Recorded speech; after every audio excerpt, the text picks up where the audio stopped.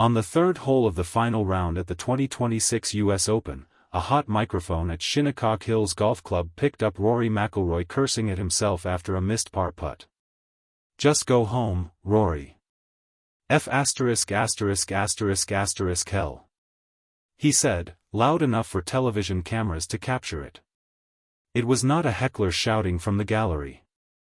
It was a six-time major champion talking to himself in the middle of a collapse. 2 days earlier, that same golf course had handed Wyndham Clark the lowest 54-hole score in the tournament's history at Shinnecock. The gap between those two experiences sits at the center of what happened at the 126th US Open. Shinnecock Hills carries a documented history of setup controversy at the US Open. In 2004, the seventh green became so fast and dried out that officials were forced to hand water it mid-round to keep it playable, and the hole was later declared unplayable for a stretch of that final round. In 2018, wind and low humidity turned the green so severe that only 3 players in the entire field finished the tournament under par, and Phil Mickelson was assessed a penalty for hitting a moving ball on the 13th green rather than let it roll off the putting surface entirely. That 2018 championship marked the 5th consecutive US Open with a controversy tied to course preparation or management, according to contemporary reporting at the time. Coming into 2026, only 3 players total had finished under par across the club's last 4 US Opens combined. That record, and the reputational damage that came with it, shaped every decision the United States Golf Association made heading into the week at Shinnecock. This time, the club was hosting the US Open for a 6th occasion, and USGA officials repeatedly framed the setup choices as an attempt to avoid a 3rd consecutive controversy at the same venue. The forecast for the 2026 championship raised the stakes further. USGA Chief Championships Officer John Bodenhammer said the strongest winds were expected during Thursday's opening round, with gusts possibly exceeding 40 miles per hour, and forecasted gusts into at least the 20s for the rest of the weekend.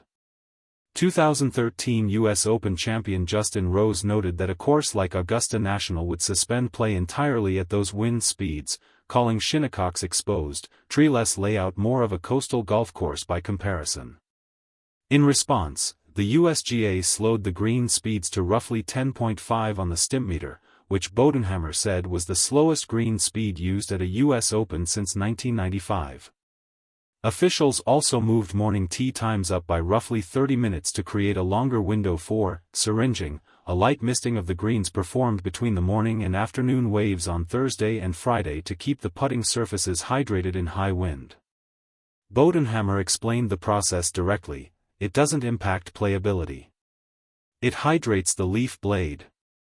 The course setup changed in other ways beyond the greens.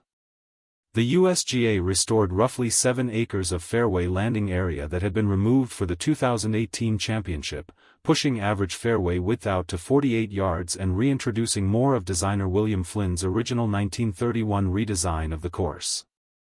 The wider fairways were built to bleed directly into the fairway bunkers, so that marginal tee shots would find sand rather than the cushioned intermediate rough that had protected players in recent Opens. Officials described this as both a caution against the threatening wind and a deliberate shift in philosophy, moving away from squeezing pars out of the course through narrow corridors and toward the wider, strategy-based test that Flynn originally intended. Course officials also planned to ease into the setup gradually across the practice rounds rather than reaching full championship firmness immediately, building in flexibility to adjust as the week's weather became clearer. Combined, the average distance gained across drives and approach shots from the widened fairways and softer conditions amounted to roughly 200 yards, or about 2.7%, across a full round according to course officials' own calculations. Before any of this was put into practice, Bodenhammer acknowledged the tension in the decision. "We could brutalize this place the next few days if we wanted to," he said at his pre-tournament press conference, adding that fairness, not brutality, was the USGA's stated goal for the week. The 2004 and 2018 editions of the championship shaped this caution directly. In 2018, then USGA Executive Director Mike Davis admitted after the third round that there were some aspects to the setup that went too far, conceding that well-executed shots were not only unrewarded but in some cases penalized. Dustin Johnson, the 54-hole co-leader that year, shot a 77 in the third round as balls slid off greens that had dried out faster than officials anticipated. Davis added at the time, "Frankly, we just missed it with the wind." That history sat directly behind every decision Bodenhammer and USGA CEO Mike Whan made in the lead-up to 2026, and both men reportedly used the word "wind" 28 times during their pre-championship press conference alone. The wind that justified all of this preparation never fully arrived at the forecasted intensity. Play was not suspended, and the extreme gusts predicted for Thursday failed to materialize across the full field. What followed was two very different tournaments playing out on the same golf course. Wyndham Clark entered the week with no prior competitive scar tissue at Shinnecock. He opened with a 6-under 64 on Thursday, aided by a 2-hour fog delay that left the course softer than expected for his tee time, then followed it with a 69 on Friday. His 36-hole total of 7 under 133 set the outright U.S. Open record for the lowest 36-hole score at Shinnecock Hills, and his 54-hole total of 7 under 203 stood as the lowest 54-hole total in the club's U.S. Open history. Clark carried a 6-shot lead into the final round after his third-round 70. Speaking about his putting during the week, Clark said, "As I started putting well and found a putter, then everything started coming together." Clark also competed in front of a gallery that had not forgiven him for a pair of prior outbursts on tour, including damaging a locker at Oakmont Country Club during the 2025 U.S. Open and hitting a driver into a sponsor sign at that year's PGA Championship. During Sunday's final round, fans could be heard shouting, "Canada hates you," and other heckles at Clark as he played, a continuation of hostility that had built throughout the week. He would go on to become the 9th wire-to-wire winner in U.S. Open history. Jon Rahm provided a second data point for how the course was playing. In the first round, completed Friday morning after a weather suspension, Rahm carded a bogey-free 2 under 68.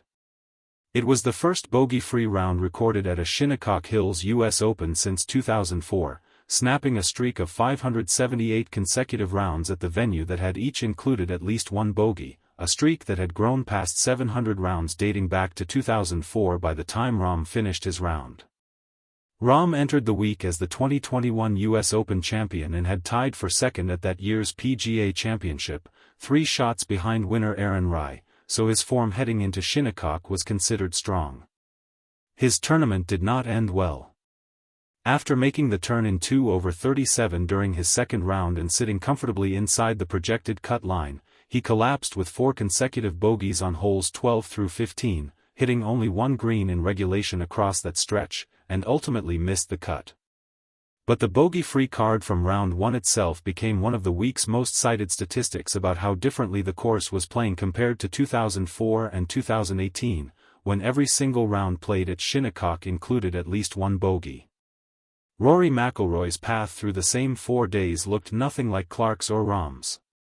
He opened with a 1 under 69 in the first round, including an eagle on the par 5 fifth hole, his first eagle at a U.S. Open since the first round at Erin Hills in 2017, and briefly held the solo lead.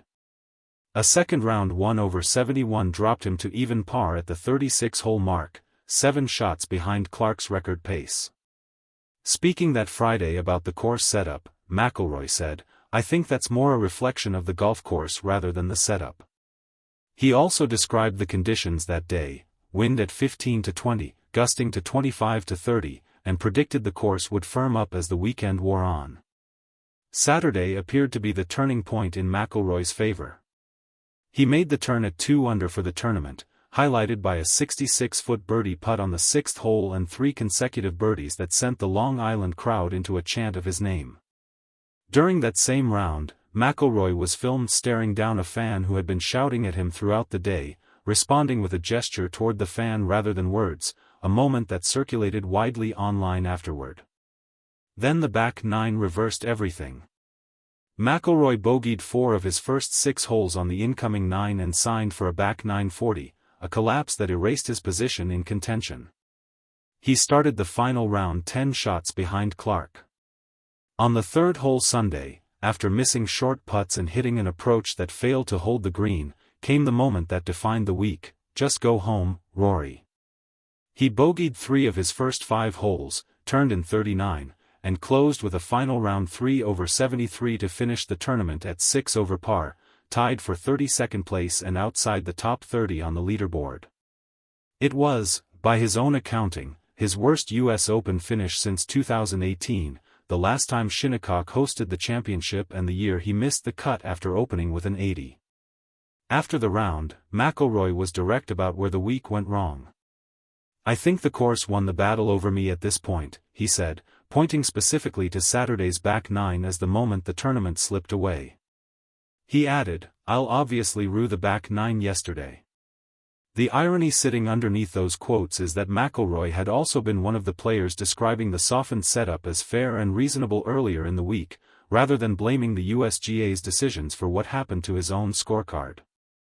McIlroy's game over the course of his career has been built on patience through difficult stretches rather than aggressive scoring in soft conditions.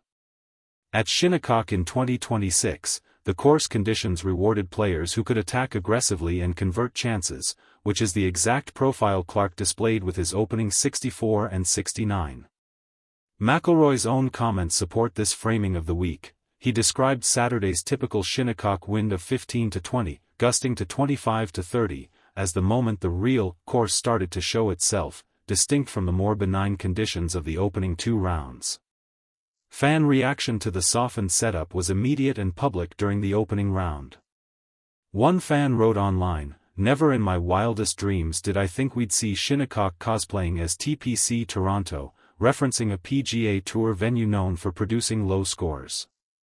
Other fans posted comments asking the USGA to stop watering the greens and to let the course play firm and fast for the remainder of the week, with one comparing the desired conditions to Royal Melbourne in February and describing it as harder and faster than concrete. These reactions came directly after Thursday's opening round, when scores were significantly lower than historical Shinnecock US Open rounds, and before the more difficult scoring conditions of the weekend set in.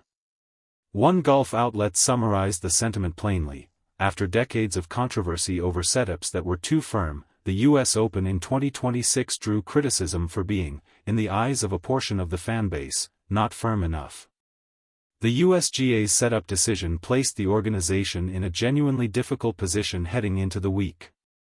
Officials had 2 recent precedents working against them: the widely criticized 2004 setup, when the 7th green had to be hand-watered mid-round, and the 2018 setup, when only 3 players finished the tournament under par, and outright criticism followed from players including Ian Poulter, who called the greens unplayable at the time. If the USGA had kept the greens firm and fast for 2026 and the forecasted 40-mile-per-hour gusts had actually arrived, the tournament risked repeating those exact scenarios. Instead, with the wind arriving at a lower intensity than forecast, the softened setup produced a 6-shot 54-hole lead, a wire-to-wire winner, and the fan criticism captured above. Notably, McIlroy himself had said earlier in the week that if conditions cooperated with weather and setup, Shinnecock could be the best championship test in the country, one that tests all aspects of the game, driving, iron play, and requires having your wits about you on the greens, a description of the exact type of test that the softened conditions did not fully produce for him. He had also said, before the tournament even began, that 7 shots back at the midway point was not an insurmountable deficit at Shinnecock, specifically because the course had a track record of producing dramatic swings, citing Brooks Koepka's 5-shot deficit at the midpoint of the 2018 championship as precedent. That history of volatility, the same history the USGA was trying to manage with its cautious setup, is part of what made McIlroy believe a comeback was possible in the first place. The final margin of victory also complicates any simple story about the tournament being a runaway. Clark's 6-shot 54-hole lead shrank considerably in the final round. He shot a final round 3 over 73, and Sam Burns pulled within 1 shot of him twice over the closing holes before Clark held on to win by a single stroke at 4 under par, becoming a 2-time US Open champion. Clark reflected on the pressure of the week, including a hostile gallery that had not forgiven him for incidents involving damaged equipment at prior tournaments. "I sure hope it closes the door on it," Clark said afterward, referring to the criticism that had followed him into the week. For McIlroy, the aftermath extended beyond Sunday's scorecard. Days after the tournament, he announced he would skip the Travelers' Championship at TPC River Highlands, marking the third PGA Tour signature event he sat out in 2026, following earlier absences from the RBC Heritage and the Cadillac Championship. He said he intended to play a run of links golf ahead of the Open Championship at Royal Birkdale, describing Shinnecock's weekend conditions as not too dissimilar to an Open Championship in terms of how the golf course started to play. McIlroy had made the trip to the Travelers the last time he played in a US Open under similar circumstances, finishing tied for 6th. In 2026, he chose a different path entirely, heading instead toward the Genesis Scottish Open in preparation for the final major of the season. McIlroy had played 9 PGA Tour events through the season by that point, a reduced schedule he attributed to selectively choosing tournaments rather than competing in every available signature event. The full picture from Shinnecock Hills in 2026 includes several concrete data points working against and in favor of every argument made about the setup. Clark's 36-hole and 54-hole scoring records at the venue stand as historical facts, as does his final margin of a single stroke over Sam Burns after nearly surrendering a 6-shot lead. Rahm's bogey-free 68 stands as the first of its kind at a Shinnecock US Open in over 2 decades, even though his tournament ended in a missed cut 2 days later. McIlroy's back 940 on Saturday, his final tally of 6 over, and his tie for 32nd place stand as his own recorded results, alongside a hot mic outburst that became one of the week's most replayed moments. The USGA's decision to bring green speeds down to their slowest mark since 1995, to syringe the greens between waves, and to widen fairways to an average of 48 yards are all documented, on-the-record setup changes explained directly by Bodenhammer at multiple press conferences throughout the week. One outlet covering the tournament summarized the outcome by noting the USGA had, in the words of its own coverage, gotten this one exactly right, walking what it described as a tightrope made precarious by inconsistent winds. Whether the setup reflected the correct trade-off given the forecast is a judgment that divided fans, players, and even the USGA's own public messaging about fairness versus difficulty, but the sequence of decisions, scores, and consequences that followed is fully documented, from Thursday's adjusted tee times through Sunday's final leaderboard at Shinnecock Hills Golf Club.